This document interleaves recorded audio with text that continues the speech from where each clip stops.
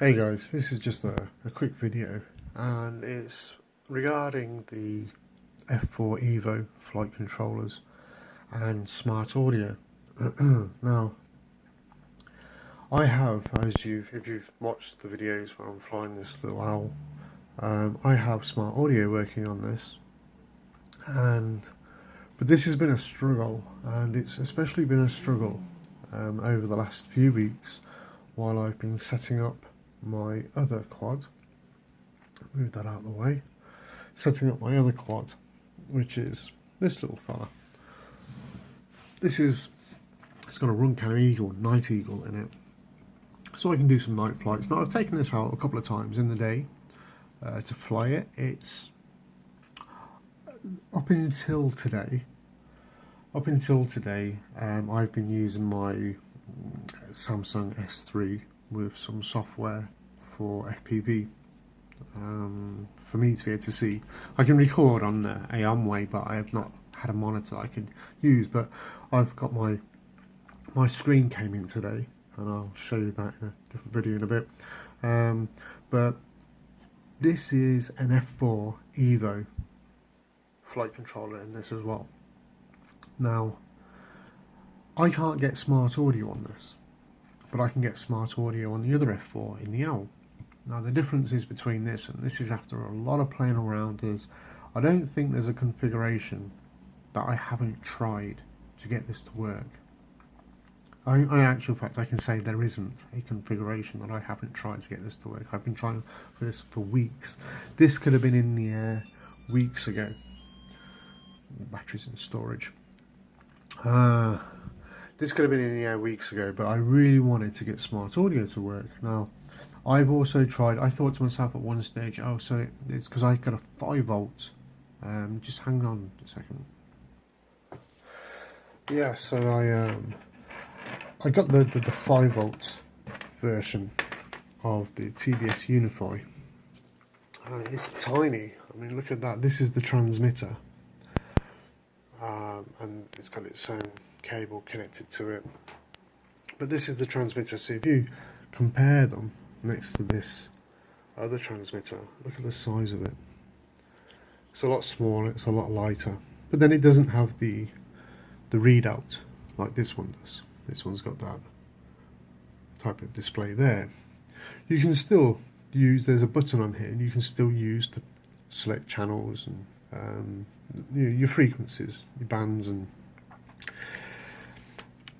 but it has this thing called SmartAudio. You can use what would normally be the audio wire, and you can connect it to a TX on a UART on a flight controller, and then you can set up in the software so you can use SmartAudio, which means you can then use your sticks on your controller to access the menu in here and change your channels and frequencies, which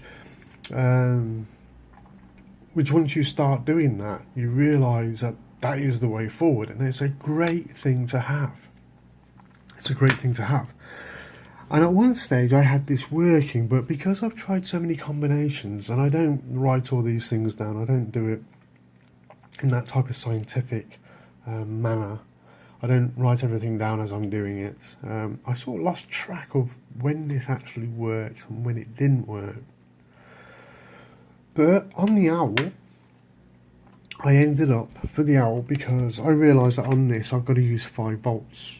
This is strictly 5 volts, and you need to have it clean 5 volts as well. And depending on how you do yours, I mean, on mine, you might not be able to see a power distribution board. That's because I put my power distribution boards in between those 2 bottom plates. It's just enough space to get it in there, gets it tucked out of the way, and it also helps put some carbon in between the flight controller and the power distribution board, the noisiness of the power distribution board. It's exactly the same as what I've done here. It's in there, believe me, it's underneath there. They are anti-vibration. That's just to give some space between that board and the battery, so I can clamp it all down nicely.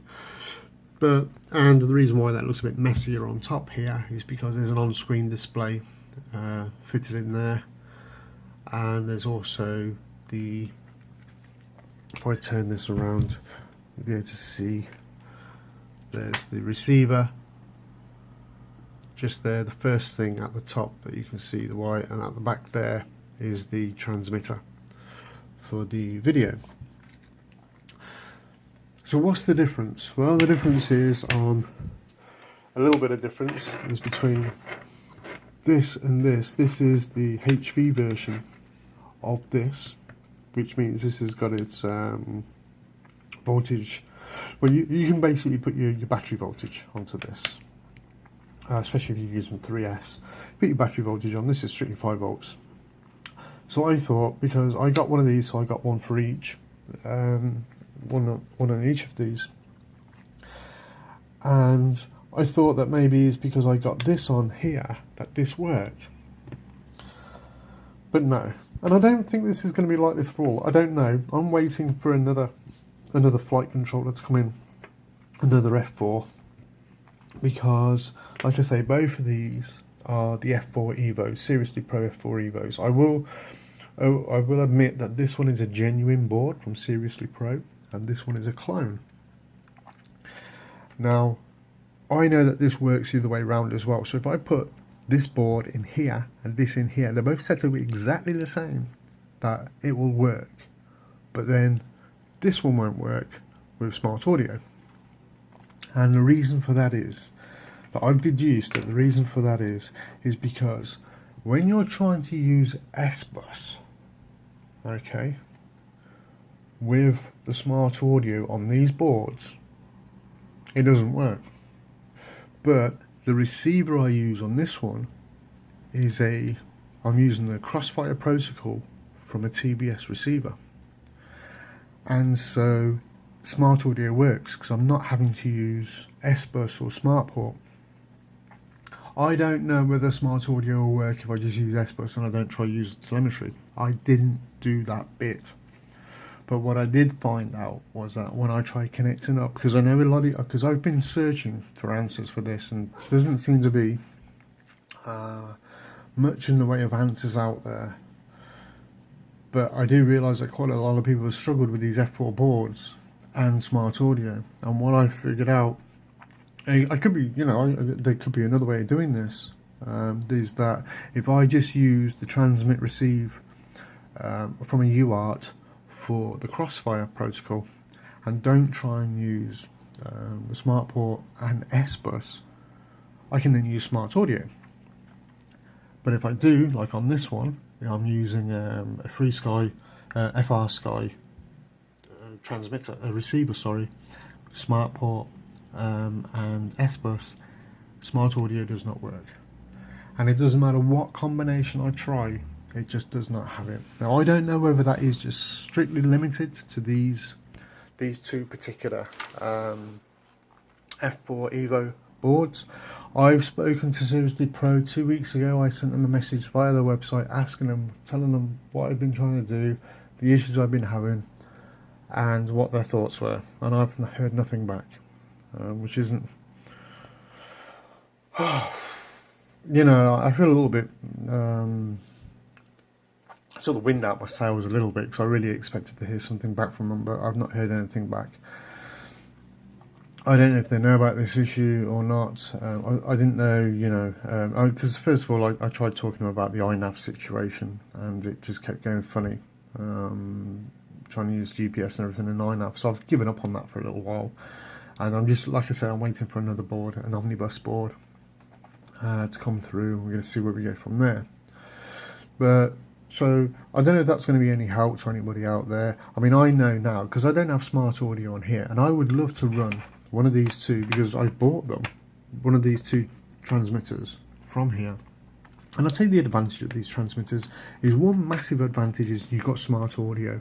So hats off to TBS, or to whoever came up with that idea, SmartAudio, hats off, because that's a bloody good idea. To be able to use your sticks to get in, to change frequencies, change power, etc. is brilliant. And these things, as small as it is, this will go up to 800 milliwatts. You're supposed to have a ham license, whatever, to confirm that, but you can take this up to that sort of power if you want to. It's going to diminish your battery really quickly, but you can do that if you want to. another great thing about it, if you've been watching my videos, you see that I've been using them on 25 milliwatts. Generally, I think I did put it up to 200 milliwatts once, but basically 25 milliwatts just to get used to it and just be flying these around and keep my hand in. But I would like to be able to stick the HV version on,